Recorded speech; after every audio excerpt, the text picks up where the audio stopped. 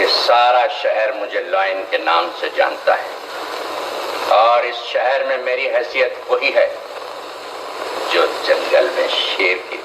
आकर्षक पश्चिमी परिधान, एक परिष्कृत, शिक्षित, सुसंगठित, मृदुभाषी, तमीज तहजीब भरा शालीन सफेदपोश मगर कठोर दिल और तगड़े मास्टर माइंड वाला खलनायक। जी हाँ, कहानी खास दमदार आवाज के मालिक, अनूठी संवाद शैली और अदायगी के शानदार अंदाज में माहिर बॉलीवुड अभिनेता अजीत की, जिन्होंने 50 के दशक में एक स्थापित नायक होने के बावजूद खलनायक के रूप में अपने करियर में एक नई पारी शुरू की तो खलनायकी के मायने ही बदल डाले। असल नाम हामिद अली खान, पैदाइशी 27 जनवरी 1922 को हैदराबाद के गोलकुंडा किला के करीब एक मुस्लिम परिवार में। ये परिवार पश्तूनों के बरोज़ाई कबीले से ताल्लुक़ रखता था और इनके पूर्वज अफ़गानिस्तान के कंधार से उत्तर प्रदेश के शाहजहाँपुर होते हुए हैदराबाद में बस गए। वालिद बशीर अली ख़ान हैदराबाद के निज़ाम मीर उस्मान अली ख़ान की फ़ौज में थे। वालदा सुल्तान जहान बेगम घर संभालती थी। शुरुआती पढ़ाई वारंगल में हुई, फिर हानाकोंडा के गवर्नमेंट जूनियर कॉलेज में शिक्षा पाई, मगर पढ़ाई में जी न लगा। हाँ, खेलों में अव्वल रहे और कदकाठी शुरू से ही आकर्षक थी। अक्सर लोग कहते थे उन्हें वालिद की तरह फौज में या फिल्मों में होना चाहिए। फिर क्या था, किताबों को बेच डाला और चंद पैसे लेकर बम्बई की राह पकड़ ली। मगर आसान नहीं थी यहाँ की ज़िंदगी। मोहम्मद अली रोड पर सीमेंट की पाइपों में रहना पड़ा, मगर हिम्मत न हारी। शुरुआत में एक्स्ट्रा के रूप में फिल्मों में काम किया।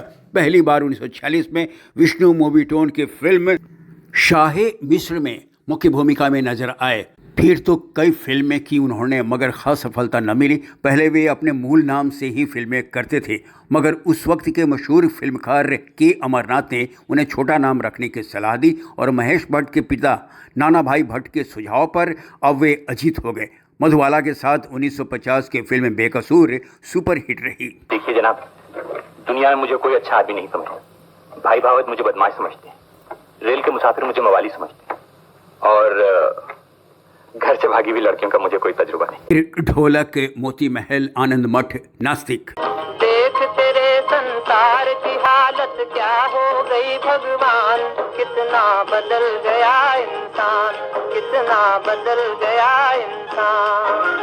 सूरज न बदला, चांद न बदला, ना बदला रे आसमान, कितना बदल गया इंसान। मिलन बारादरी। भूला नहीं देना जी, भूला नहीं देना, जमाना खराब है, दगा नहीं देना जी, दगा नहीं देना। हलाकू।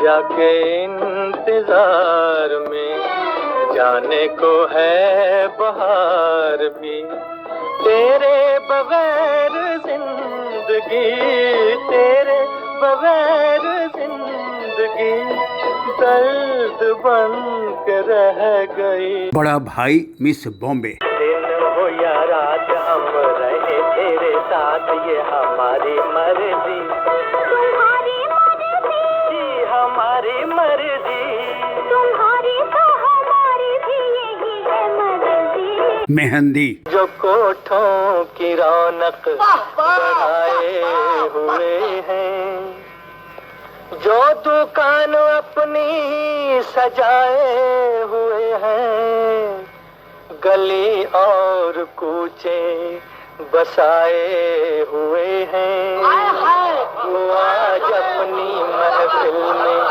आए हुए हैं। दुर्गेश नंदिनी जैसी फिल्मों में मुख्य भूमिकाओं में शानदार अभिनय किया तो 1957 की फिल्म नया दौर में सह अभिनेता की भूमिका निभाई। देश है वीर जवानों का, अलबेलों का, मस्तानों का, इस देश का यारो, इस देश का यारो, क्या कहना, ये देश है दुनिया का गहना। यह चौड़ी छाती वीरों की, यह भोली शक्लें हीरों की, यहाँ गाते हैं रांझे, यहाँ गाते हैं रांझे, मस्ती में मचती है धूमें बस्ती में। 60 के दशक में फिल्म बारात। हुए बदनाम किसी से हाय दिल को लगा के, ना हुआ इल्जाम किसी के हाय दिल को लगा के। मुगले आजम। नहीं शहजादे, राजपूत जान हारता है, वचन नहीं हारता। Opera house. देखो मौसम क्या बहार है, सारा आलम बेकरार है, ऐसे में क्यों हम दीवाने हो जाए ना। छलकी छलकी चांदनी भी है, हल्की हल्की बेखुदी भी है, ऐसे में क्यों हम यहीं पर खो जाए ना। शिकारी। मन के फूल भी तुझको गुलाब कहते हैं, हमें नहीं है सभी, हमें नहीं है सभी लाजवाब कहते हैं। नजर मिला के मेरे दिल की बात कहे जाऊं। सुना है चेहरे को, सुना है चेहरे को दिल की किताब कहते हैं। जैसी फिल्में खास रहीं, मगर बावजूद इसके अजीत को वो सफलता न मिली जिसकी उन्हें दरकार थी। ऐसे हालात में अभिनेता राजेंद्र कुमार की सलाह पर पहली बार 1966 की फिल्म सूरज में खलनायकी की भूमिका में वे नजर आए, जिसे इतना पसंद किया गया कि फिर उन्होंने पीछे मुड़कर नहीं देखा। कसम, आज तक हजारों लड़कियां आई नजरों में और अलग कर दी गई, मगर एक तुम हो कि दिल में समाई जाती हो। जरूर तुम्हारे पास कोई जादू है। फिर तो कई फिल्मों में एक खलनायक के रूप में इनके अभिनय और संवाद अदायगी को पसंद किया गया। ये जलवा 70 के दशक में भी बरकरार रहा। आदमी और इंसान, जीवन मृत्यु। अगर आपका नुकसान होता है तो मेरी बला से। मैं कोई आपके बाप का नौकर नहीं कि आप जिस वक्त भी चले आए आपका काम कर दूं। हीर रांझा। दीवानी हो गई, अगर न होती तो दिल से राजी, कभी न करता गुनाह ऐसा, कभी न पड़ता निकाह काजी। गुनाह किसका है, पाप किसका? अब इससे क्या मुझको वास्ता है? यहाँ तेरी टोली आ चुकी है, ये आबरू का मामला है। जैसी फिल्मों में उनकी अदाकारी को आज भी याद किया जाता है, तो यादों की बारात की मोना डार्लिंग वाला संवाद। जल्दी क्यों ना हो, 15 साल तुमने जिस कातिल की खोज की, यह खत तुम्हें अभी अभी बता सकता है कि वो कौन है और कहां है। तुम्हारे लिए यह खत बहुत जरूरी है और हर जरूरी चीज की एक कीमत होती है। में काले चरण का लॉयन वाला संवाद और जंजीर का लीली डोंट बी सिली वाला संवाद लोग भूल नहीं पाते। Very nice sir. मोना, इनका ख्याल रख। विजय साहब, इस गरीब के घर को अपना ही घर समझिए, किसी किस्म का कोई तकल्लुफ नहीं। जी बिल्कुल नहीं। बात दरअसल ये है कि एक्सक्यूज मी, इसके अलावे धर्मा। क्यों नहीं नवाब साहब, अभी मात वाली चाल तो बाकी है। वो कौन सी चाल है, जरा हम भी तो सुने। भाई सीधी सी बात है नवाब साहब, जब उस पुलिस ऑफिसर ने शतरंज की बाजी बिछाई होगी तो टेबल के नीचे एक टेप रिकॉर्डर भी रख दिया होगा और उस डाकू की सारी बातें रिकॉर्ड कर ली होगी। चरस। अपना घर समझो कि घर, ये बिजनेस, ये कारोबार सब हमारा ही तो है नहीं बेटे, था। क्या मतलब?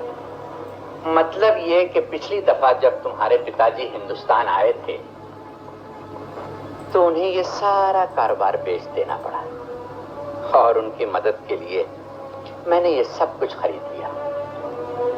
वो बेचारे भी क्या करते, हालात ही कुछ ऐसे थे, वो मजबूर हो गए। मिस्टर नटवरलाल। अभी पता चल जाता है बच्चों, पिछले कई सालों से तुम मेरे हाथों से बच रहे हो, लेकिन अब के मेरे पास पूरा पूरा सबूत मौजूद है।